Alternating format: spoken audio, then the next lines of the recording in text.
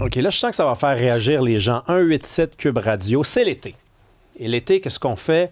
On fait des barbecues, on se détend aussi. Hein? On se détend On se et détend. on se dénude un peu. Et on se dénude un peu. Là, autour de la piscine. Où est-ce qu'on essaye d'aller, nous autres? Parce que Karima et moi, on a eu on a vu passer le même reportage. Oui, dans le Parisien. Un reportage français l'autre jour. On a eu la même idée. C'est surtout Karima là, qui voulait aborder ce sujet-là aujourd'hui. C'est quoi le sujet? Oui. C'est les chirurgies de l'intime.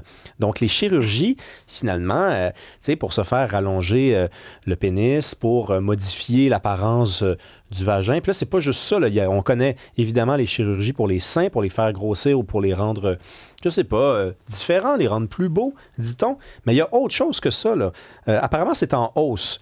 En France, je suis pas mal sûr que c'est en hausse même au Québec parce que, bon, les chirurgies, la technologie, ça a évolué. Et là, moi, je pensais que c'était pénis, vagin puis sein, mais c'est beaucoup plus que ça, Karima. C'est quoi d'autre, notamment?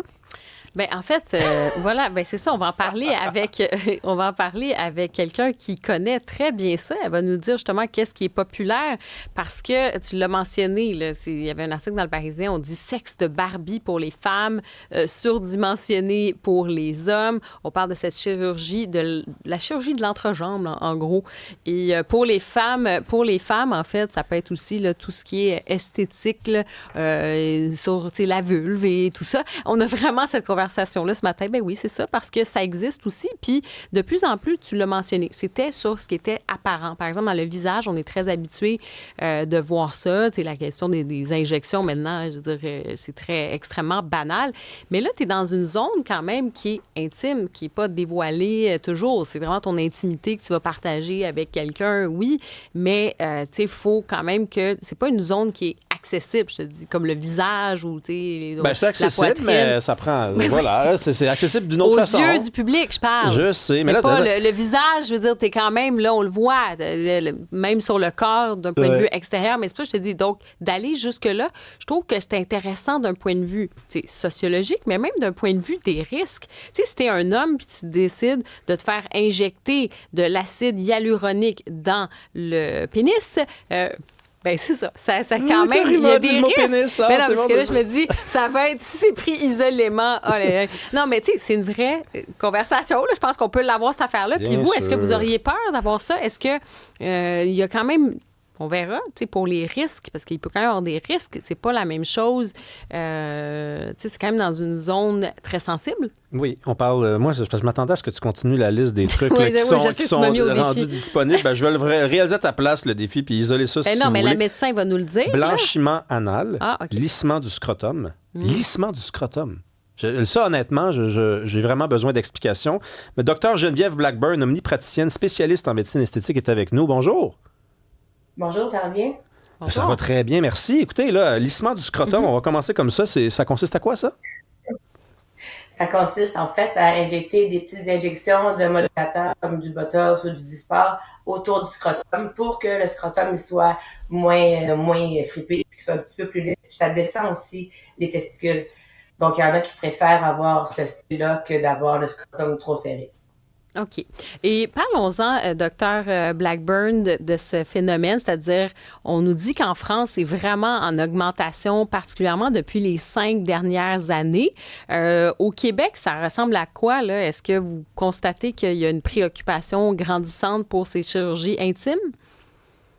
Il y a une préoccupation parce qu'on a plus de patients qui viennent nous visiter pour rajeunir ou bien pour améliorer leur région génitale, mais je peux pas vous dire que c'est grandissant. Je pense que le domaine médical est beaucoup plus large. Donc oui, on a peut-être, je vous dirais, dans ma pratique, on a 2 cliniques, faites au moins quelques fois par semaine des gens qui viennent voir pour différents besoins, mais c'est pas là, le 95% de notre pratique. Puis je pense pas que c'est 5% non plus. Là. Donc, regardez, on va vous rappeler parce que la connexion est pas très bonne. On va vous rappeler au téléphone dans quelques instants. On parle avec Dr Geneviève Blackburn, qui est omnipraticienne spécialiste en médecine esthétique. C'est un vrai sujet, Karima, que je voulais aborder aujourd'hui avec toi parce que il me semble que j'ai entendu beaucoup parler de diversité corporelle, de grossophobie ces dernières années, puis on a essayé d'ouvrir la réflexion différemment quand il était question des corps. Les standards de beauté, par exemple, on a dit que ça avait exclu certaines personnes. On a vu même des magazines très connus pour mettre, par exemple, de l'avant des femmes qui respectaient un certain modèle de beauté. On les a vus essayer avec des femmes qui respectaient d'autres modèles de beauté. Où je veux en venir, c'est que, parallèlement à ça, à ce nouveau monde dans lequel on vit, et oui, on vit dans ce monde-là, ben, il y a aussi une hausse des chirurgies pour finalement faire en sorte que le sexe soit respectueux des standards, et encore des standards et des vieux standards. Donc, pour moi, il y a comme une sorte de contradiction. Mm-hmm. Je ne sais pas si tu la vois ainsi. Là, mais... Bien, en fait, moi, je pense qu'il y a toujours eu une grande hypocrisie par rapport à ça, c'est-à-dire on nous vend ça, mais parallèlement, tu as des algorithmes qui continuent de te vendre des idées qu'il faut que tu sois mince, il faut que tu prennes des protéines ou avoir des muscles d'une certaine façon, faut que tu ailles avec des injections de comblement parce que les rides. Donc, ça peut sembler paradoxal. Et en fait, j'ai l'impression qu'il y a comme une forme, pas de radicalisation, mais une forme d'intensification dans les messages, où tu es vraiment diversité corporelle, tout ça, mais de l'autre côté, je trouve que la pression, elle est extrêmement forte. Tu vas avoir aussi, sur les réseaux sociaux, avec une forme de comment on appelle ça, la dysmorphologie, enfin, cette idée... Disque, mais vinyle, je sais pas. Mais en fait... dysmorphie corporelle. Ben voilà, exactement. Et, tu sais, avec les éclairages, les filtres, ça donne aussi une idée irréaliste de ce que c'est la qualité de la peau, le corps, et tu vas avoir de la pression aussi pour avoir un corps parfait selon certains standards de perfection. Tu vois ce que je veux dire? Donc, tu as le paradoxe du discours d'inclusivité, mais en même temps, avec les réseaux sociaux, tu as cette performance-là aussi d'avoir un corps dit parfait. Docteur Geneviève Blackburn est au téléphone. On va recommencer depuis le début, Madame Blackburn. Qu'est-ce que vous faites dans votre clinique? Mettons que quelqu'un rentre, il y a un menu, là, il y a des services que vous offrez. Dites-nous ce que vous offrez. En fait, quand les gens viennent pour une première consultation, dans leur questionnaire, il y a un corps complet. Donc, les gens encerclent les zones ce qui les dérange, ou bien les zones auxquelles ils voudraient avoir des différentes interventions. Puis on discute en fait de tout ce qui est possible, de tout ce que moi je peux offrir dans mes cliniques, de ce qui est disponible aussi sur le marché. Et puis à ce moment-là, il y a des gens qui viennent spécifiquement pour les organes génitaux, mais des fois ils vont en parler à travers d'autres services pour lesquels ils viennent. Bien entendu, nous, c'est surtout le visage, le corps, mais comme on expliquait tout à l'heure, les organes génitaux commencent à être un autre endroit que les gens se préoccupent. Je suis d'accord avec vous quand vous dites, tu sais, on a comme un peu un mix messages dans les réseaux sociaux. Oui, on veut être, on s'accepte, on est correct avec un peu plus d'embonpoint, avec un peu plus de poids. Là, il y a plusieurs tendances, mais reste que je pense que c'est comme nouveau tout ça aussi. Là. J'en parlais un peu avec votre journaliste hier. Là, il y a une hypersexualisation qui fait que les gens ont beaucoup plus accès aussi, je pense, à la pornographie. Puis là, on commence à se préoccuper de plus en plus de nos organes génitaux. Peut-être qu'on ne s'en serait pas préoccupé autant auparavant. Mm-hmm. Bien, c'est quoi? Qu'est-ce que vous disent les patients? C'est-à-dire qu'il y a maintenant une angoisse, il y a une sorte de performance. Qu'est-ce qui fait qu'on va... C'est quoi la motivation pour aller faire ces chirurgies intimes? Ça va vraiment dépendre des patients parce qu'il n'y a pas de profil de patient typique ou de patiente typique. Je vous dirais qu'il y en a qui viennent parce que justement, soit qui ont ils ont vraiment le syndrome du micro-pénis, c'est vraiment une pathologie médicale. Ils ont les gens des plus petits pénis puis on essaie d'améliorer la situation. Mais par exemple, chez les femmes, en vieillissant, avec la préménopause, la ménopause, après les enfants, la vulve change. Ils trouvent que le corps de la vulve, la texture est différente, c'est plus sec, donc on est capable de venir améliorer la qualité de la peau. Puis on s'en va aussi vers une ère où on vit de plus en plus vieux, puis de plus en plus vieux en santé, où il y a une longévité aussi, qu'on comprend qu'il y a des choses qu'on peut faire pour essayer d'être le plus en forme possible, de s'aimer, il y a une estime de soi qui vient avec ça. Donc, tout ça aussi qui est l'enjeu. Donc, c'est pas nécessairement une motivation parce qu'on veut avoir l'air de la fille à la télévision ou quoi que ce soit, mais chaque personne vient pour leur propre raison. Mais au bout de la ligne, c'est de se faire du bien, c'est de se sentir mieux avec son corps, je pense. Combien ça coûte rallonger le pénis? C'est très dispendieux, c'est ça aussi. Donc, quand on fait les consultations, c'est une consultation qui est avant de faire l'intervention. Ça peut varier entre 5 000, 8 000, 10 000 $, ça dépend de combien, la quantité de produits qu'on va injecter à l'intérieur, justement, du pénis. Mais en général, ça commence avec environ, je dirais 7 à 8 000 $ que les hommes vont maintenir généralement au moins une fois par année. Peut-être pas nécessairement avec la même quantité, mais c'est un peu droit à dire, mais ça dépend de l'utilisation. L'acide hyaluronique qu'on injecte, c'est un gel qui est malléable, qui va s'écraser. Donc, selon les personnes, selon leur métabolisme, là, les gens vont maintenir un peu, je vous dirais, 1 ou 2 fois par année les traitements. OK. Donc, pour le grossissement, par exemple, du pénis, là, on parle d'injection d'acide hyaluronique. Et qu'est-ce qui fait que le prix va changer tant que ça par rapport, par exemple, des injections au visage? Là, c'est beaucoup plus dispendieux. La quantité, en fait, parce que quand on va injecter les pénis, en moyenne, ça se vend à la seringue, puis les seringues vont varier d'une clinique à l'autre, mais entre 500 et 800 $ la seringue, puis on en a environ 10 par traitement. Et puis, à ça, on peut aussi injecter, il y a des hommes c'est des procédures qui sont pas nécessairement indiquées, mais il y en a qu'on va injecter aussi du Botox à l'intérieur du pénis, donc ça peut monter après ça un autre 1 000 $ de plus, donc ça va quand même assez vite. C'est pour ça aussi qu'il faut savoir dans quoi on s'embarque, un peu comme quand on fait toutes les autres procédures. Est-ce qu'il y a des risques?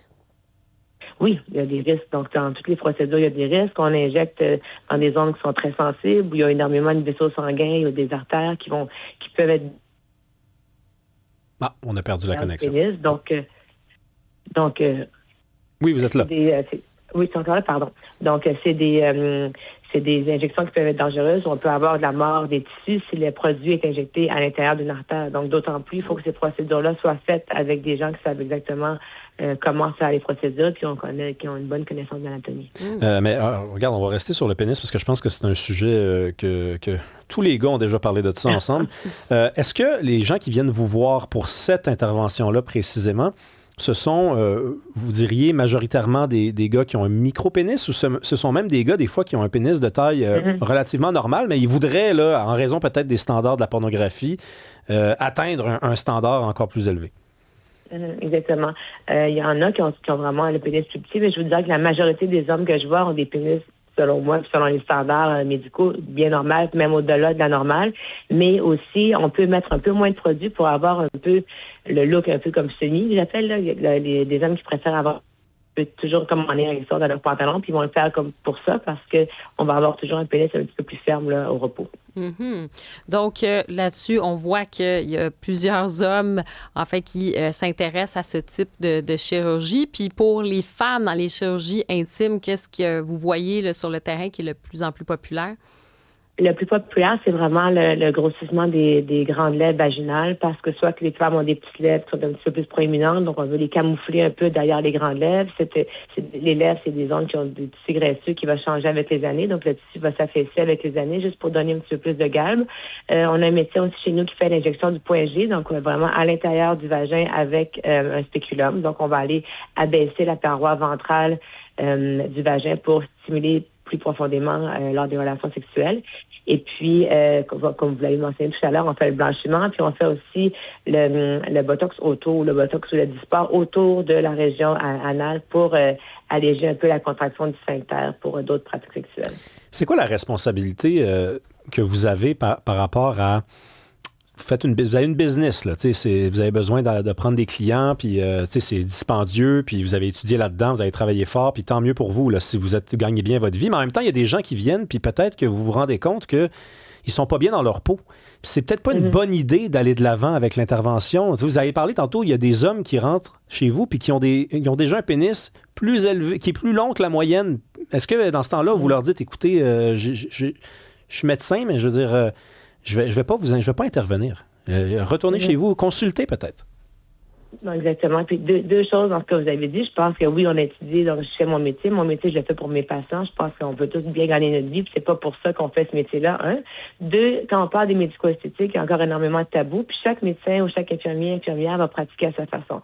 Dans mes cliniques, les gens que je forme, qui travaillent avec moi, on est là first and foremost pour notre patient. Donc moi, la personne, je l'évalue dans son entièreté.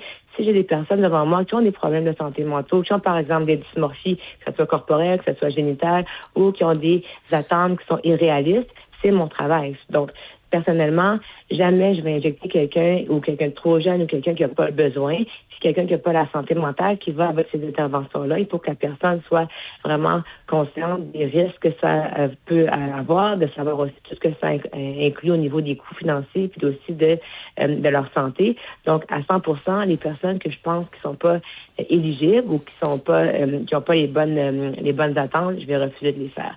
Ça, c'est ma pratique. Mais comme vous dites, effectivement, il y a des gens qui ne penseront pas à ça. Vous voyez encore aujourd'hui des gens qui ont des joues qui n'ont pas de bon sens, des fesses qui n'ont pas d'allure. Ça fait malheureusement partie de mon métier.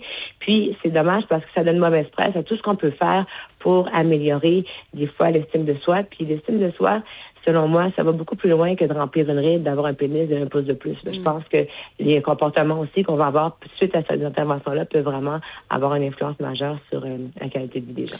Et Dr. Geneviève Blackburn, sur l'aspect, donc, est-ce que c'est juste esthétique ou il y a vraiment quand même un impact, par exemple, sur le plaisir sexuel? Vous avez mentionné là, sur le point G, mais ça a-tu comme un impact ou c'est vraiment juste esthétique? Là? Non, donc, selon les études, il n'y a pas d'indication de faire ces injections-là pour améliorer la sensibilité ni pour les éjaculateurs précoces, ni non plus pour les dysfonctions érectiles. Donc, c'est vraiment un point de vue esthétique. Mais pour certains, quand on injecte, par exemple, le gland, est-ce que ça va faire qu'ils sont plus sensibles? Ça se peut que ce soit moins sensible aussi, donc il y a toute cette partie-là à voir, mais c'est pas des indications pour améliorer la sensibilité ou le plaisir. Puis peut-être en terminant, qu'est-ce qui reste le plus populaire? On a parlé des chirurgies intimes, là, mais aujourd'hui, quand même, dans votre cabinet, là, ça serait quoi là, ce qui reste le plus populaire quand les gens viennent vous voir? Je dirais qu'enfin, parce que moi, c'est ce que je prends le plus, c'est vraiment améliorer la qualité de la peau. Donc, on a un tournant là, qui commence à s'installer. Là, on n'est plus dans les gros joues, les grosses fesses, les grosses tout parfait, mais les gens veulent avoir une peau qui est plus en santé, une peau qui est plus éclatante, une peau qui est plus lumineuse. Donc, on commence à travailler vraiment plus tout ce qui est santé de la peau, qualité de la peau, puis prévention du vieillissement que de juste rendre tout le monde sur le même moule. Là. Merci beaucoup, Geneviève Blackburn. On se demandait si on allait être capable de parler de tout ça sans rire, parce qu'honnêtement, on a beau vieillir, mais c'est comme des sujets un peu qui nous rendent tous un petit peu immatures. On a été capables, on a réussi le défi. Merci beaucoup d'être venu nous parler. Merci à vous. Bonne journée. Au revoir.